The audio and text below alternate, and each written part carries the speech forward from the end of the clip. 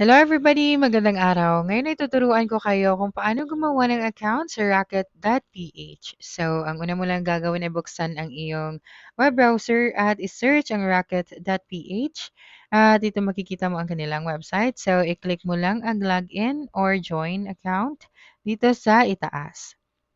Ngayon, pwede ka mag-login gamit ang iyong Google. Kung wala ka pang account, i-click mo lang ang sign up na nasa baba. At pwede ka rin mag-sign up gamit ang iyong Google account, iyong email, at iyong LinkedIn. So, dito magsa-sign in tayo gamit ang ating Google account. At i-click mo lang ang continue pagkatapos mong piliin ang iyong Google account. Pagkatapos niyan ay magkaka-login ka na sa iyong Rocket.ph account. Ngayon, i-click mo lang yung profile na nandito at i-click ang iyong Rocketer dashboard. So dito, i-click mo lang ang My Rocket Ship. Tama. At ang gagawin natin dito ngayon ay ilagay lahat ng detalye natin. So, katulad ng ating pangalan, at kung gusto mong mag-upload ng iyong profile picture para mas maraming customers na ma-attract sa iyong profile dito sa Rocket.ph. At syempre, kailangan mo ring ilagay dito ang about you or ang iyong bio. At dito ka magpapakilala sa iyong mga customers at pwede ka rin mag-upload dito ng 5 photos.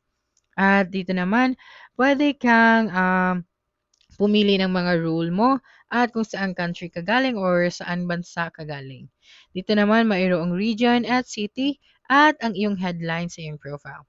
So dito sa itaas, pwede ka rin maglagay ng iyong services, ano ang mga services na ino-offer mo. Dito, ang iyong products.